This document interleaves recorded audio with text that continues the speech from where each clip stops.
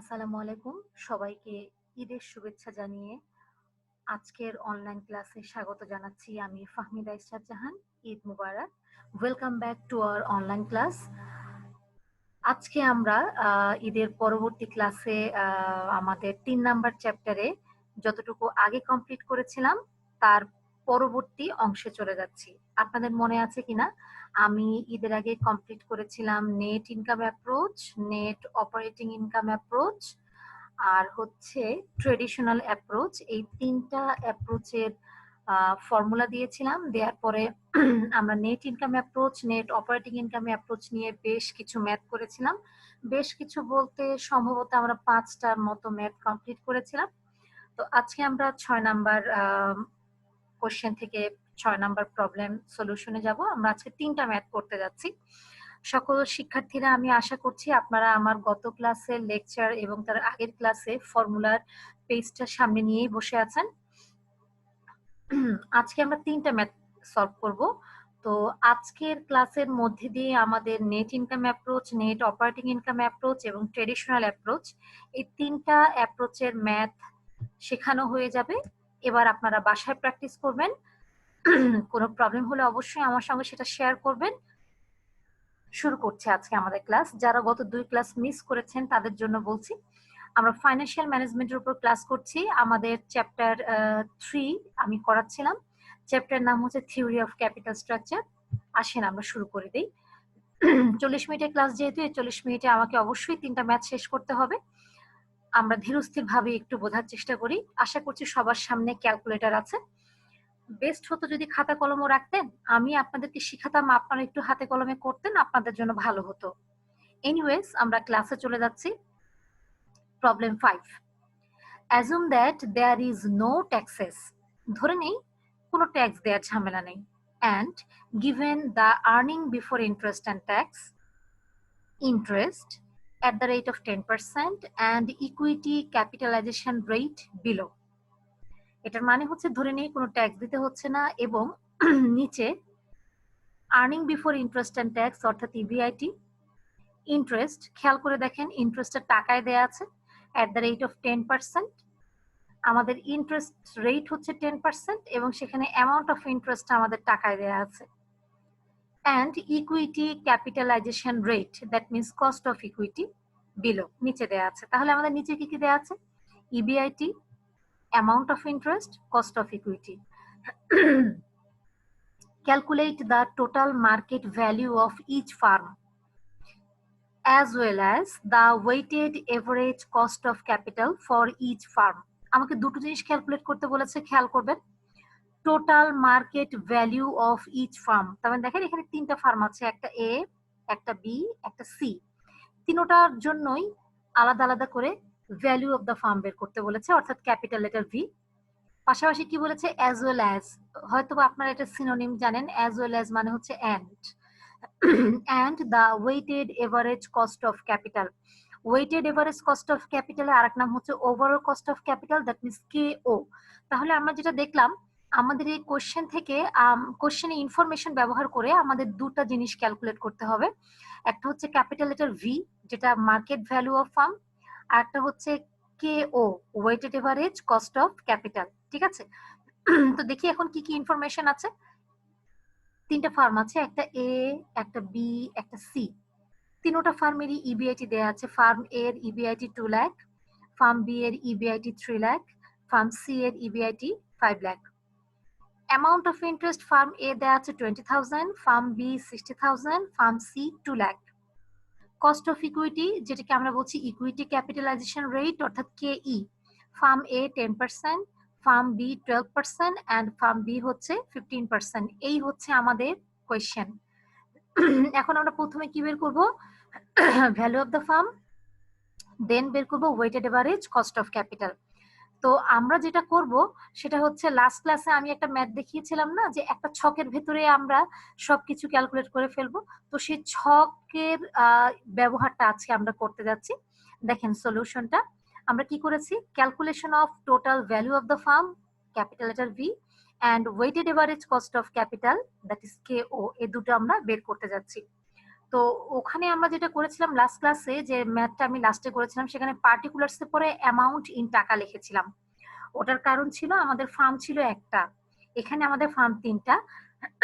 That's why আমি এখানে amount in টাকা না লিখে সেই টাকার কলামে আমি হেডিংস দিতে পারি firm A, firm B and firm C.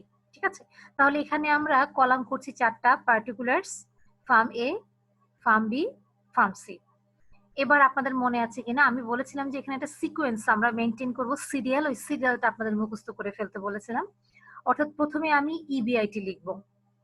আপনারা কোশ্চেনে যদি একটু আগের পেজটাতে আমি যাই, ফার্ম এ হচ্ছে 2 lakh, firm B 3 lakh, firm C হচ্ছে 5 লাখ। দেখেন আমি এখানে তাই লিখেছি, firm A 2 lakh, firm B 3 lakh, firm C 5 lakh. Normally EBIT থেকে মাইনাস করতে হয় interest, that is amount of interest.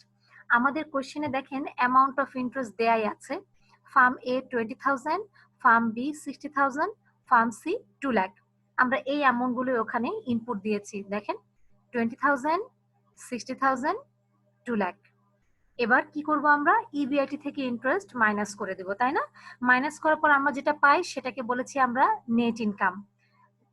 তো দেখেন এই ফার্ম এর নেট ইনকাম হচ্ছে 1,80,000, ফার্ম বি এর 3 লাখ থেকে 60,000 মাইনাস করলে 2,40,000, ফার্ম সি এর 5 লাখ থেকে 2 লাখ মাইনাস করলে থাকে হচ্ছে 3 লাখ। আমি বলেছিলাম কি নেট ইনকামের পরে আমরা এস বের করব, এরপর বি বের করব, তাই বলেছিলাম না? তো দেখেন এবার আমরা সিরিয়ালে এস বের করছি, that is market value of equity, capital letter S equals to, দুটো ফর্মুলা ছিল, একটা ছিল ভি মাইনাস বি আর একটা ছিল এনআই ডিভাইডেড বাই কেই। তো আমাদের বেরই করতে বলেছে হচ্ছে ভি, তার মানে ভি থেকে বি মাইনাস করার কোনো সুযোগ নাই। তাহলে নেক্সট ফর্মুলা থাকলো কি এনআই ডিভাইডেড বাই কেই। তো দেখেন আমাদের এনআই তিনটা ফার্মেরই দেয়া আছে, 1,80,000, 2,40,000, 3 লাখ। আর কেই যেটা কস্ট অফ ইকুইটি বা ইকুইটি ক্যাপিটালাইজেশন রেট, এটা আমাদের কোশ্চেনে দেয়া আছে। দেখেন এই যে cost of equity, firm A 10%, firm B 12% and firm C 15%। তো দেখেন এই যে আমি এটাই করেছি, এনআই 1,80,000 ভাগ করেছি 10%, এখানে এনআই ছিল 2,40,000 ভাগ করে দিয়েছি 12%, আবার এখানে এনআই ছিল 3 লাখ ভাগ করেছি 0.15 দিয়ে। তাহলে দেখেন আমাদের এস দাঁড়াচ্ছে হচ্ছে 18 লাখ, 20 লাখ আর হচ্ছে 20 লাখ। আপনাদের বোঝার সুবিধার্থে আমি এই জায়গাটা একটু বোল্ড করে দিতে চাই, যাতে আপনারা ধরতে পারেন যে এস এর মানটা কত এসেছে। আমি এগুলো একটু বোল্ড করে দিচ্ছি, আমি এটা ইচ্ছা করে আগেই করি নাই, যে আমি যখন আপনাদের লেকচার দিব তখন আপনাদের বোঝানো শেষ হবে, দেন আমি এটাকে বোল্ড করব যাতে আপনারা ধরতে পারেন যে আমি আসলে কেন এই কাজটা করেছি। ঠিক আছে, গেল। এবার আসেন, আমাদের এস বের করা শেষ, এবার আমরা বের করব হচ্ছে D, that is market value of debt. Market value of debt এর দুটো ফর্মুলা দিয়েছে না, একটা হচ্ছে ভি মাইনাস এস। আমাদের এস তো আমরা পেয়েছি, বাট ভি কিন্তু আমাদের জানা নাই, তাই ভি মাইনাস এস এই ফর্মুলাটা আমরা অ্যাপ্লাই করতে পারছি না। অ্যানাদার রিমেইনিং ফর্মুলা ছিল capital letter I divided by KD. আমরা এই যে ক্যাপিটাল লেটার আই আমাদের কোয়েশ্চেনে দেয়া ছিল, একটা হচ্ছে 20,000, একটা 60,000, একটা হচ্ছে 2 লাখ। দেখেন আমি একটু ব্যাকে যাই, ক্যাপিটাল লেটার আই এই যে firm A 20,000, firm B 60,000, firm C হচ্ছে 2 লাখ।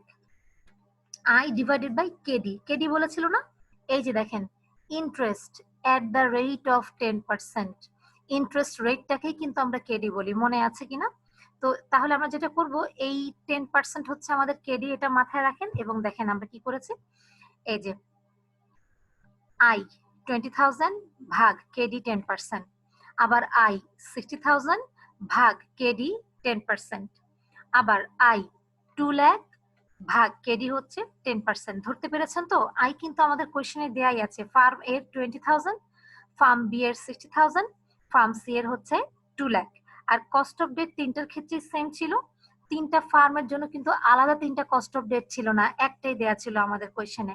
দেখেন আপনারা এখানে এই যে ইন্টারেস্ট 10%, তার মানে হচ্ছে তিনটা ফার্মের জন্যই আমাদের এই ইন্টারেস্ট রেটটা সেম থাকবে। ঠিক আছে, তো এখন আমরা যেটা করছি, ক্যাপিটাল লেটার বি পেয়ে গেছি, ফার্ম এর বি হচ্ছে 2 লাখ, ফার্ম বি এটার মার্কেট ভ্যালু অফ ডেট বা বি হচ্ছে 6 লাখ, ফার্ম সি এটার মার্কেট ভ্যালু অফ ডেট বা বি হচ্ছে 20 লাখ। এবার ফাইনালি আমরা বের করব so V equals to S plus B. এই দেখেন এস এটা হচ্ছে 18 লাখ আর বি এটা হচ্ছে 2 লাখ। তাহলে 18 লাখের সাথে যদি 2 লাখ যোগ করে দিয়ে হয়ে যাবে হচ্ছে 20 লাখ। দেখতে পেয়েছেন? একইভাবে ফার্ম বি এর ক্ষেত্রে এস হচ্ছে 20 লাখ, বি হচ্ছে 6 লাখ। 20 লাখের সাথে যদি আমরা 6 লাখ যোগ করে দিই হয়ে যাবে 26 লাখ। ঠিক আছে?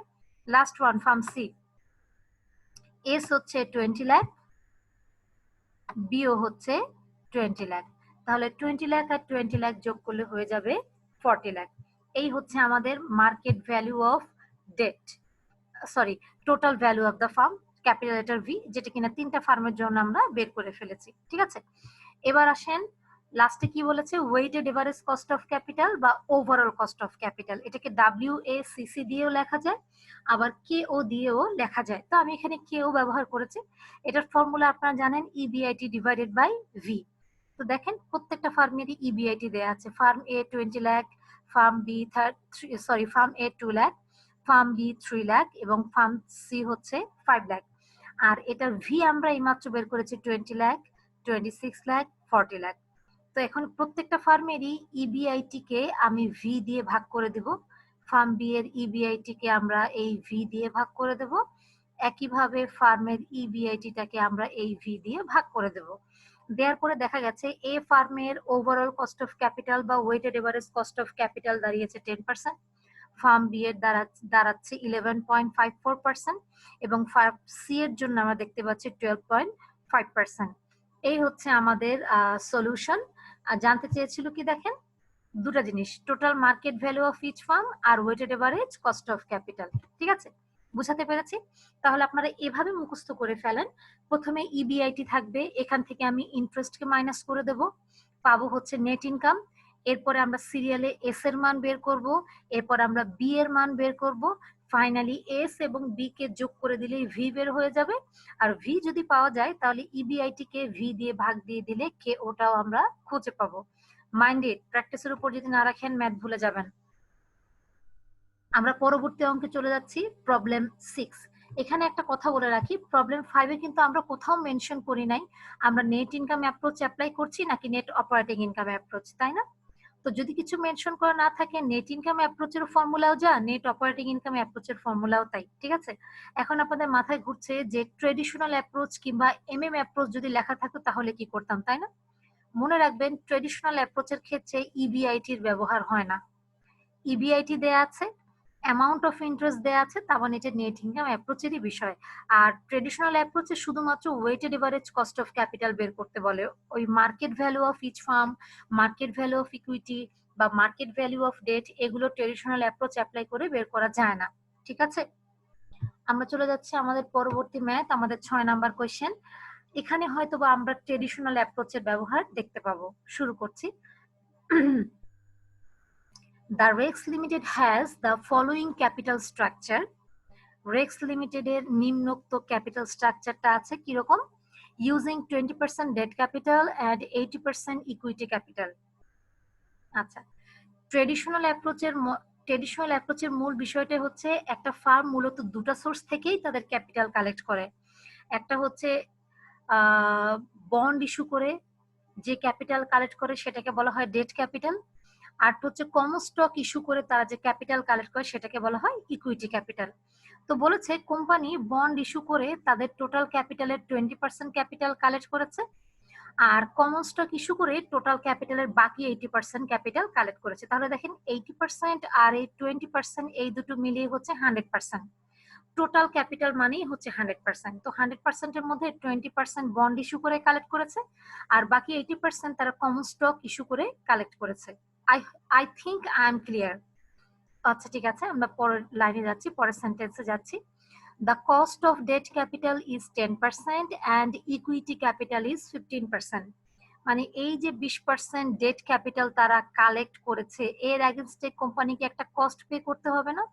তো এই 20% ডেট ক্যাপিটাল কালেকশনের কস্ট হচ্ছে 10%, আর এই যে 80% ইকুইটি ক্যাপিটাল কালেক্ট করেছে, এই 80% ইকুইটি ক্যাপিটালের কস্ট হচ্ছে 15%.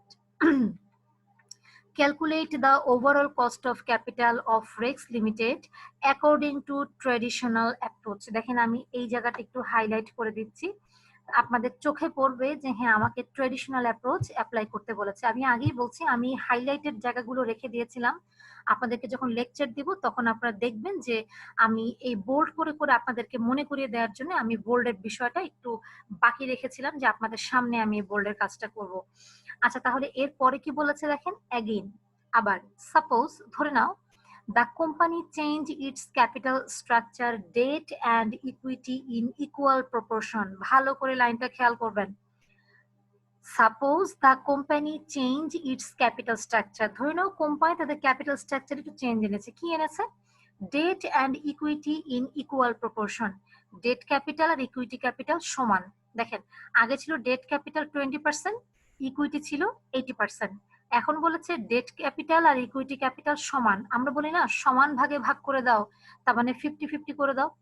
তো ইকুয়াল প্রপোর্শন মানেই হচ্ছে 50-50, অর্থাৎ ডেট ক্যাপিটালও 50% আবার ইকুইটি ক্যাপিটালও 50%। আফটার দিস এরপর do you think that the overall cost of capital will be changed? এটার মানে হচ্ছে এই ইনফরমেশন ব্যবহার করে তোমাকে একটা ওভারঅল কস্ট অফ ক্যাপিটাল বের করতে বলেছে না, সেটা আমরা করব। সেখানে আমাদের ডেট ক্যাপিটাল হচ্ছে 20%, ইকুইটি হচ্ছে 80%।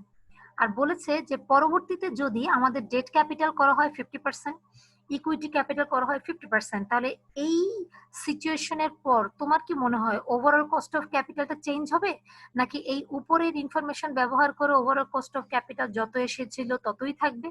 সেটা তো আমাদের ক্যালকুলেট করতে হবে, তাই না? আমরা ক্যালকুলেট করেই শিখবো। এক্সপ্লেইন ইট, ব্যাখ্যা করো। আচ্ছা ঠিক আছে, শুরু করছি। তাহলে দেখেন আমাদের এই প্রথম প্যারার জন্য একটা ক্যালকুলেশন, সেকেন্ড প্যারার জন্য একটা ক্যালকুলেশন। একটা কথা ভালো করে শুনে নেন, এক্সামের সময় এই সেকেন্ড প্যারাকে আলাদাভাবে না দেখিয়ে এই প্রথম প্যারার যে ট্রেডিশনাল অ্যাপ্রোচ লিখে আমি ফুল স্টপ দিয়েছি না, এটার সাথে থেকেই সেকেন্ড প্যারাটা কিন্তু অ্যাড করে টোটালটাকে একটা প্যারা বানিয়ে দেয়। আমি আপনাদের নতুন ম্যাথ শেখাচ্ছি, প্রথম ম্যাথ শেখাচ্ছি, দ্যাটস ওয়াই আমি আপনাদেরকে একটু আলাদাভাবে প্যারা দেখিয়ে দিয়েছি, বাট এই প্যারাটা কিন্তু নাও থাকতে পারে। ঠিক আছে, শুরু করে দিই তাহলে। হ্যাঁ, সলিউশন লিখে গিভেন দ্যাট আমাদের দুবার ক্যালকুলেট করতে বলেছে, তো প্রথম প্যারার ইনফরমেশন নিয়ে আমি আগে একবার overall cost of capital calculate করব, দেন সেকেন্ড প্যারার ইনফরমেশন নিয়ে আমি আবার একবার overall cost of capital calculate করব। ঠিক আছে, তো প্রথম প্যারার ইনফরমেশন নিয়ে কাজ করছি। গিভেন দ্যাট কি বলেছে দেখেন, ইউজিং 20% ডেট ক্যাপিটাল, একটা ফার্মের টোটাল ক্যাপিটালের যতটুকু ডেট ক্যাপিটাল হয় সেটাকে যদি পার্সেন্টেজে প্রকাশ করা হয় তখন সেটাকে বলা হয় ওয়েট অফ ডেট ক্যাপিটাল, অর্থাৎ WD 20%। আমরা এটিকে ডেসিমাল ফরম্যাটে অর্থাৎ দশমিকে নিয়ে নিয়েছি 0.20। অ্যান্ড 80% ইকুইটি ক্যাপিটাল, টোটাল ক্যাপিটালের 80% বা 80% হচ্ছে ইকুইটি ক্যাপিটাল। এটাকে ফিনান্সিয়াল ল্যাঙ্গুয়েজে লেখার স্টাইল হচ্ছে, যদি ক্যাপিটালের পোর্শন গুলো পার্সেন্টেজে উল্লেখ করা থাকে তখন কি হবে লেখা দেখেন, weight of equity capital WE equals to 80%। এটাকে ডেসিমাল ফরম্যাটে অর্থাৎ দশমিকে নিলে হবে 0.80। আশা করছি বুঝতে পারছেন। আচ্ছা পরের সেন্টেন্স দেখেন, the cost of debt capital is 10%। আচ্ছা এই লাইনটি আমরা লিখছি cost of debt capital KD 10%, দশমিকে লিখেছি 0.10। And equity capital is 15%। Cost of equity capital KE equals to 15%, আবার সমান সমান দিয়ে 0.15। এখন কি বলেছে, এই ইনফরমেশন গুলো কাজে লাগিয়ে আমাদের ওভারঅল কস্ট অফ ক্যাপিটাল বের করতে বলেছে অ্যাকর্ডিং টু ট্রেডিশনাল অ্যাপ্রোচ। আপনাদের ফর্মুলার পেজটা সামনে দেখেন লেখা আছে কিনা। ট্রেডিশনাল অ্যাপ্রোচের একটাই ক্যালকুলেশন, সেটা হচ্ছে ওভারঅল কস্ট অফ ক্যাপিটাল বা weighted average cost of capital. সেটার ফর্মুলা হলো WD into KD plus WE into KE। Okay, এখন দেখেন আমাদের WD ইন্টু KD, তাই না? এই হচ্ছে WD 0.20, KD হচ্ছে 0.10। আবার কি বলেছে, WE ইন্টু KE, WE হচ্ছে 0.80, KE হচ্ছে 0.15। সেটাই আমি করেছি দেখেন, WD into KD plus WE into KE। WD ছিল 0.20, KD ছিল 0.10, WE ছিল 0.80, KE ছিল 0.15। গুণ করে যোগ করলে অ্যান্সার দাঁড়াচ্ছে 0.14। আর ওভারঅল কস্ট অফ ক্যাপিটাল যেহেতু পার্সেন্টেজে প্রকাশ করা হয় তাই এটাকে দশমিকে পার্সেন্টেজে যদি আমরা নিয়ে যাই ইন্টু 100 করে দাঁড়ায় হচ্ছে 14%। এই গেল হচ্ছে আমার প্রথম অংশের ওভারঅল কস্ট অফ ক্যাপিটালের অ্যান্সার 14। কখন? যখন WD 20% আর WE হচ্ছে 80%। ঠিক আছে, এবার সেকেন্ড অংশে এসে কি বলেছে, suppose the company change its capital structure, debt and equity in equal proportion. Debt ইকুইটির প্রপোর্শন 20% 80% না হয়ে এখন ইকুয়াল হয়ে যাবে। বাট দেখেন কোথাও কিন্তু বলে নাই যে কস্ট অফ ডেট কিংবা কস্ট অফ ইকুইটিতেও কোনো চেঞ্জ এসেছে। তার মানে কস্ট অফ ডেট কেডি 10% ছিল, তাই থাকবে। কস্ট অফ ইকুইটি কেই 15% ছিল, এটাও ঠিক থাকবে। শুধু WD এর জায়গায় 20% না হয়ে হবে 50%, আর WE এর জায়গায় 80% না হয়ে হবে 50%। দেখি সেটাই আমরা হয়তো করেছি। Again, given weight of debt capital WD equals to 50%, 0.50. Weight of equity capital WE equals to 50%, 0.50. So, new overall cost of capital বা new weighted average cost of capital is, formula same থাকবে আমাদের KD এবং কেই তে কিন্তু কোনো change নাই, শুধু WD 20% না হয়ে হয়েছে 50%, WE 80% না হয়ে হয়েছে 50%। তাহলে সব ক্যালকুলেশন করলে দেখা যাচ্ছে কি 12.5%। খেয়াল করে দেখেন, WD ছিল 20, WE ছিল 80, এখন WD হয়েছে 50, WE হয়েছে 50।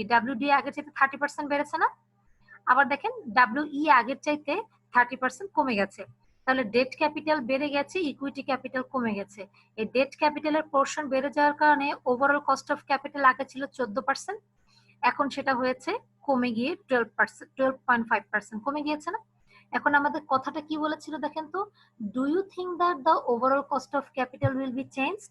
কমেন্টসটা আমি লিখি নাই, আমি আপনাদের বোঝানোর জন্য অপেক্ষা করছিলাম। দেখেন আমি এখন লিখছি comments. Yes, the overall cost of capital has been decreased from 14% to 12.5%। Clear হচ্ছে? আগে ছিল 14.5%, এখন সেটা কমে হয়ে গিয়েছে 12.5%। চেঞ্জ হয়েছে, কিরকম চেঞ্জ হয়েছে? এটা ডিক্রিজ হয়েছে।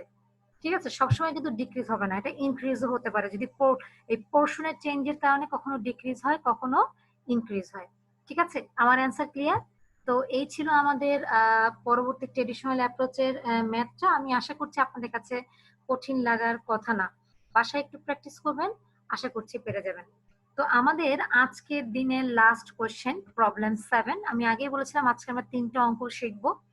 এটাও আপনারা ট্রেডিশনাল অ্যাপ্রোচই ধরতে পারেন। কিভাবে আমি আপনাদেরকে শিখিয়ে দিচ্ছি দেখেন।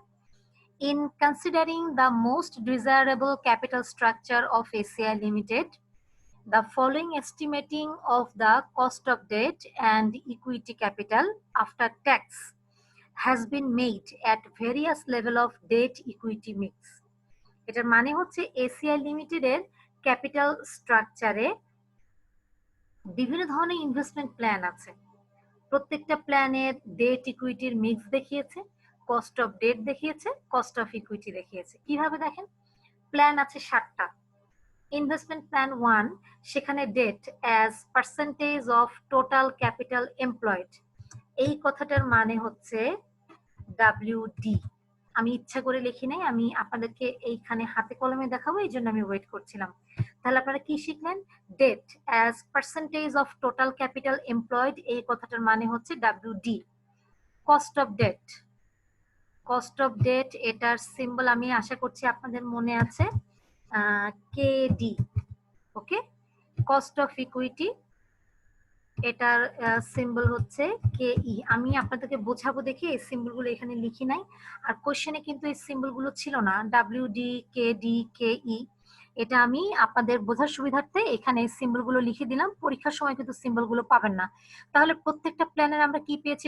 WD, কেডি আর কেই। নাই কি বলেন তো? WE, তাই না? আচ্ছা, কোশ্চেন একটু বাকি আছে। You are required to determine the optimum debt equity mix by calculating composite cost of capital or overall cost of capital. তোমাকে overall cost of capital calculate করে অপটিমাম ডেট ইকুইটি মিক্স কোনটা সেটা find out করতে বলেছে।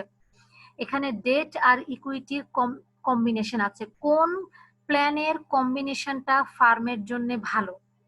Plan ওয়ানের দেখেন কিছু date ক্যাপিটালের cost দেয়া আছে, কিছু ইকুইটি ক্যাপিটালের কস্ট দেয়া আছে, আবার কতটুকু ডেট ক্যাপিটাল সেটা দেয়া আছে। প্রত্যেকটা প্ল্যানের ডেট ক্যাপিটাল কত পার্সেন্ট সেটা দেয়া আছে, দেখেন পার্সেন্টেজ অফ টোটাল ক্যাপিটাল কিন্তু। তার মানে এখানে ইনভেস্টমেন্ট প্ল্যান ওয়ানের WD হচ্ছে 0%, ঠিক আছে। তো আমি আপনাদের কি বলেছিলাম, ট্রেডিশনাল অ্যাপ্রোচে কনসিডার করা হয় দুটা সোর্স থেকে একটা ফার্ম ফান্ড কালেক্ট করে, একটা হচ্ছে ডেট ক্যাপিটাল, একটা হচ্ছে ইকুইটি ক্যাপিটাল। তো এখানে ডেট ক্যাপিটাল যদি 0% হয়, ইকুইটি অবশ্যই 100%। তার মানে এই ইনভেস্টমেন্ট প্ল্যানে কোনো ডেট ক্যাপিটাল ইউজ করা হয় নাই, 100%ই তারা ইকুইটি ক্যাপিটাল ইউজ করেছে।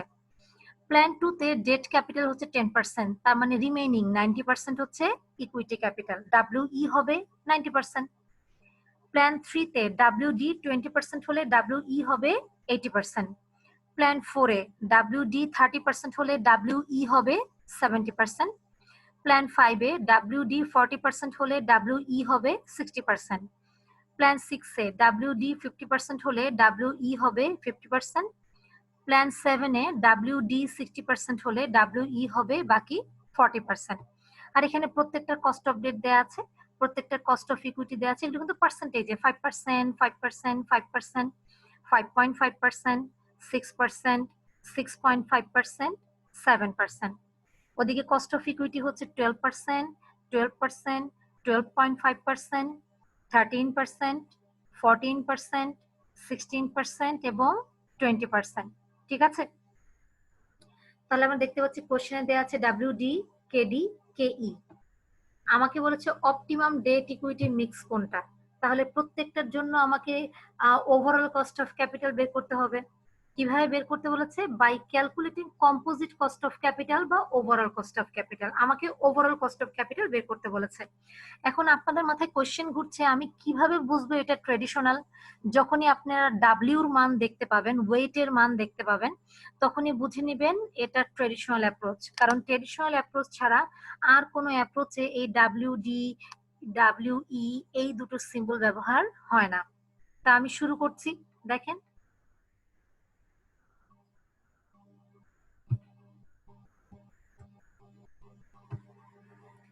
আমরা এই ম্যাথটার জন্য যেটা করব, ওভারঅল কস্ট অফ ক্যাপিটালের ফর্মুলা আপনারা জানেন, WD into KD plus WE into KE।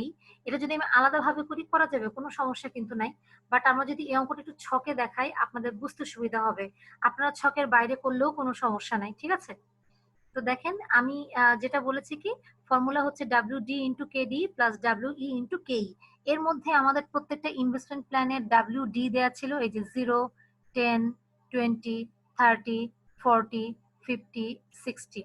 দেখেন এই যে WD 0, 10, 20, 30, 40, 50, 60 আমাদের WD দেয়া আছে, WE দেয়া ছিল না। আচ্ছা, তো দেখেন আমাদের WD দেয়া আছে। এবার KD, তাই না? KDর মান আমাদের প্রশ্ন দেয়া ছিল 5%, 5%, 5%, 5.5%, 6%, 6.5%, 7%।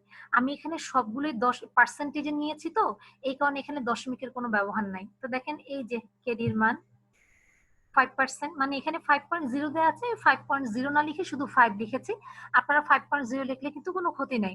আচ্ছা, 5%, 5%, 5%, 5.5, 6.0 বা শুধু 6, 6.5 আবার 7, ঠিক আছে। তাহলে এই WD এর সাথে KD গুণ করে ফেলেছি, প্লাস WE ইন্টু KE, তাই বলেছিলাম না? এখন দেখেন আমি বলেছিলাম কি, যা WD তার বাকি অংশ হচ্ছে WE, তাই আমি লিখেছি 1 মাইনাস WD। তো আমার এখানে ডেট ক্যাপিটাল যদি 0 হয় তাহলে 100% ইকুইটি ক্যাপিটাল, 100% কে এভাবে দেখানো হয় 1 দিয়ে। এবার WD 10% হলে WE হচ্ছে এই যে 100 থেকে যদি 10 মাইনাস করি থাকে হচ্ছে 90, অর্থাৎ যতটুকু WD তার বাকিটা হবে WE। তো দেখেন WD 20 হলে WE 80, WD 30 হলে WE 70, WD 40 হলে WE 60, WD 50 হলে WE 50, WD 60 হলে WE 40। তাহলে WE দেয়া ছিল না, এটা আমরা বের করে নিলাম। এখন দেখেন এই যে WE বসিয়ে দিয়েছি 1, 90, 80, 70, 60, 50, 40। আচ্ছা, তার সাথে গুণ করব হচ্ছে KE। KE আমার প্রশ্নে দেয়া ছিল যে 12%, 12%, 12.5%, 13%, 14%, 16%, 20%। এবার আমরা প্রত্যেকটা দেখেন WACC বা KO ক্যালকুলেট করেছি। প্ল্যান 1 এর KO দাঁড়িয়েছে 12%, প্ল্যান 2 এর KO দাঁড়িয়েছে 11.30%, প্ল্যান 3 এর KO এসেছে বা ওভারঅল কস্ট অফ ক্যাপিটাল এসেছে 11%, প্ল্যান 4 এর ওভারঅল কস্ট অফ ক্যাপিটাল এসেছে 10.75%, প্ল্যান 5 এর ওভারঅল কস্ট অফ ক্যাপিটাল আমরা দেখতে পাচ্ছি 10.80%, প্ল্যান 6 এর overall cost of capital 11.25%, plan 7 এর ওভারঅল কস্ট অফ ক্যাপিটাল দাঁড়িয়েছে 12.20%। আচ্ছা, একটা ফার্ম যখন তার ক্যাপিটাল স্ট্রাকচারে ডেট ক্যাপিটাল এবং ইকুইটি ক্যাপিটালের কম্বিনেশন আনতে চায়, তখন তারা সেই কম্বিনেশনটাকে বেশি পছন্দ করে যেই কম্বিনেশনের খরচ কম পড়বে, অর্থাৎ যেই কম্বিনেশনের ওভারঅল কস্ট অফ ক্যাপিটালটা সবচাইতে কম হবে, সেই কম্বিনেশনটাকে তারা পছন্দ করে। কারণ হচ্ছে কি, ডেট ক্যাপিটাল একটা কোম্পানি বাইরে থেকে নিয়ে আসে বন্ড ইস্যু করে, তার এগেনস্টে তারা বন্ড হোল্ডারদেরকে ইন্টারেস্ট দেয়, এটা কোম্পানির জন্য একটা খরচ। আবার ইকুইটি ক্যাপিটাল তারা যেভাবে কালেক্ট করে সেটা হচ্ছে তারা কমন স্টক ইস্যু করে তারা এই ক্যাপিটালটা কালেক্ট করে। তো এই যে তারা কমন স্টক ইস্যু করে ক্যাপিটাল কালেক্ট করছে, এর এগেনস্টে তারা শেয়ার হোল্ডারদের ডিভিডেন্ড দিবে না? দেয় তো। তো এই ডিভিডেন্ড দেওয়াটাও কিন্তু কোম্পানির জন্য একটা খরচ। তাই কোম্পানি এমন একটা কম্বিনেশনকে পছন্দ করে, ডেট ইকুইটির কম্বিনেশন, যে কম্বিনেশনে কোম্পানির ওভারঅল কস্টটা কম পড়ে। তো এখানে খেয়াল করে দেখি আমরা কোন ইনভেস্টমেন্ট প্ল্যানের ওভারঅল কস্টটা কম পড়েছে। 12, 11.30, 11, 10.75, 10.80, 11.25, 12.20। ভালো করে যদি দেখেন তাহলে খেয়াল করবেন ইনভেস্টমেন্ট প্ল্যান 4, ইনভেস্টমেন্ট প্ল্যান 4 এর কিন্তু ওভারঅল কস্ট অফ ক্যাপিটাল সবচাইতে কম সবগুলোর থেকে। খেয়াল করেছেন? তো এখানে ডেট ইকুইটির কম্বিনেশনটা কেমন? ডেট আছে 30%, ইকুইটি আছে 70%। এই কম্বিনেশনে তাদের ওভারঅল কস্ট অফ ক্যাপিটালটা মিনিমাম হয়েছে, তাই না? তাই তো বলেছে you are required to determine the optimum debt equity mix. Debt ইকুইটির কাম্য কম্বিনেশন কোনটা সেটা ফাইন্ড আউট করো। তাহলে এইটা হচ্ছে কাম্য কম্বিনেশন, ডেট হবে 30, ইকুইটি হবে 70। রিজনটা কি? এই কম্বিনেশনে কোম্পানির ওভারঅল খরচটা সবচাইতে কম। আচ্ছা, দেখি তো আমরা কি করেছি, কমেন্টসটা লিখেছি কিনা। হ্যাঁ, দেখেন আমরা কমেন্টসও লিখে ফেলেছি। The debt equity mix of investment plan 4 is optimum. এই ধরনের কথা কেন লিখলাম দেখেন, আমাদের জানতে চেয়েছি কি, you are required to determine the optimum debt equity mix. Optimum debt equity mix কোনটা সেটা তোমাকে ডিটারমাইন করতে বলেছে। তো এখানে কি লিখেছে, the debt equity mix of investment plan 4 is optimum for the company. আচ্ছা, কেন? Because it has minimum overall cost of capital then the others. অন্যান্যগুলোর ওভারঅল কস্ট অফ ক্যাপিটাল যা, তার চাইতে ইনভেস্টমেন্ট প্ল্যান 4 এর ওভারঅল কস্ট অফ ক্যাপিটাল সবচাইতে কম। এই কারণে এই ইনভেস্টমেন্ট প্ল্যানের যে ডেট ইকুইটি মিক্সের কম্বিনেশনটা আছে এটা কোম্পানির জন্য পছন্দনীয়। ঠিক আছে? তো এই ছিল মোটামুটি আমাদের আজকের ক্লাস। তো আপনাদেরকে আমি একটু বলে নিই, আমি আজকে নিয়ে এই 3টা ক্লাস ধরে আপনাদের থিওরি আলোচনা করেছি। Net income approach, net operating income approach, traditional approach, 3টে অ্যাপ্রোচের ফর্মুলা আমি আপনাদেরকে সিম্বল সহ বুঝিয়ে দিয়েছি। পাশাপাশি net income approach, net operating income approach, traditional approach, দেখেন এই 3টে অ্যাপ্রোচ নিয়ে আমরা কিন্তু 60টা অঙ্ক শেষ করে ফেলেছি। খেয়াল করেছেন? এখন আমাদের নেক্সট ক্লাসে যেটা আমাদের করণীয় হবে সেটা হচ্ছে আমরা অ্যাপ্রোচ, এই চ্যাপ্টার থেকে 10 মার্কসের ম্যাথ আসলে অ্যাপ্রোচ নিয়েই একটু বেশি আসে। তো সেখানে অ্যাপ্রোচ এর ফার্স্টে আমি আপনাদের আরবিট্রেজ প্রসেসের একটা অঙ্ক দেখাবো। ওই অঙ্কটা দেখানোর পরে আমি আপনাদেরকে অ্যাপ্রোচের উইথ ট্যাক্স এবং উইদাউট ট্যাক্স এই কম্বিনেশনের বেশ কিছু ফর্মুলা দিব। ফর্মুলা দেওয়ার পর আমরা আস্তে আস্তে উইথ ট্যাক্স আর উইদাউট ট্যাক্সের কিছু অঙ্ক করব। তো আমার প্ল্যান হচ্ছে, দেখেন যেহেতু আমরা অনলাইনে ক্লাস করছি, আমি যদি ক্লাসটাকে একটু স্লো করে দিই আমরা কিন্তু আগাতে পারবো না। বিকজ উই ডোন্ট নো যে আমাদের এই সিচুয়েশন কবে ওভারকাম আমরা করতে পারবো আর কবে আমরা কলেজে ক্লাসে ফেস টু ফেস আমরা ক্লাস করতে পারবো, এটা কিন্তু আমরা জানি না। ওদিকে ন্যাশনাল ভার্সিটি কিন্তু সেশন জট রাখবেই না এক মুহূর্তের জন্য না, যেভাবে হোক তারা আপনাদের পরীক্ষা নিবে, এটা ন্যাশনাল ভার্সিটি ডিক্লেয়ার করে দিয়েছে। সো আমি চাচ্ছি কি, আর সর্বোচ্চ 2টা ক্লাস আমি এই চ্যাপ্টারের উপর নিব, নিয়ে আমি এই চ্যাপ্টার শেষ করে দেব। দ্যাট মিনস আমার নেক্সট ক্লাসে প্ল্যান হচ্ছে আরবি টেস্ট প্রসেসের একটা অঙ্ক করব, করে আমরা উইথ ট্যাক্স এমএম অ্যাপ্রোচের এবং উইদাউট ট্যাক্স এই দুটা অ্যাপ্রোচের এই অ্যাপ্রোচের দুটা ক্যাটাগরির ফর্মুলা আপনাদেরকে দিয়ে দিব। দেওয়ার পর হয়তোবা আমি একটা ম্যাথ সলভ করে দিলাম উইথ ট্যাক্সের, এটা দিয়ে আমি আমার 4th ক্লাস কমপ্লিট করব।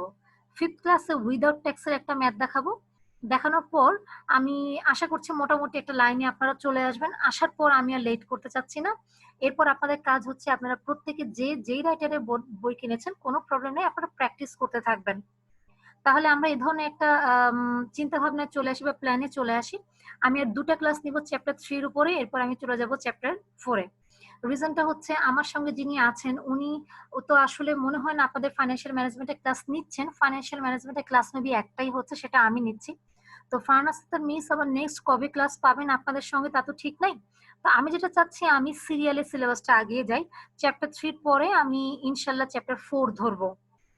ঠিক আছে, আমি চ্যাপ্টার 4 ধরে যাব, আর এর মাঝখানে আমি মিসের সাথে কথা বলে নিব। উনি যদি চ্যাপ্টার 2 শুরু করে না থাকেন তাহলে আমি চ্যাপ্টার 3 শেষ করে আমি চেষ্টা করব চ্যাপ্টার 2টাই আগে ধরার। হ্যাঁ, আর যদি মিস বলেন যে না কলেজ খুললে পরে উনি চ্যাপ্টার 2 কমপ্লিট করে দিবেন, তাহলে আমি মিসের জন্য চ্যাপ্টার 2 ছেড়ে দিয়ে আমি চ্যাপ্টার 4 এ চলে যাব। সোজা কথা হচ্ছে আপনাদের সিলেবাসে কোনো গ্যাপ রাখতে চাচ্ছি না আমরা। ঠিক আছে, তো আজকে এ পর্যন্ত। সবাই ভালো থাকবেন, সুস্থ থাকবেন, ঘরে থাকবেন। ধন্যবাদ সবাইকে আমার ক্লাস অ্যাটেন্ড করার জন্য। যারা ক্লাস মিস করেছেন তারা অবশ্যই আমার রেকর্ডিংটা শুনে নেবেন। যদি রেকর্ডিং আমার বলায় আপনাদের কোনো সমস্যা হয় অবশ্যই আপনারা আমার সঙ্গে শেয়ার করবেন। কনসেপ্ট ক্লিয়ার না হলে আমাকে জানাবেন, বিকজ ম্যাথ যেহেতু আপনাদের কনসেপ্ট ক্লিয়ার করাটা জরুরি। তো this is the end of this class. ভালো থাকবেন, সুস্থ থাকবেন। আসসালামু আলাইকুম।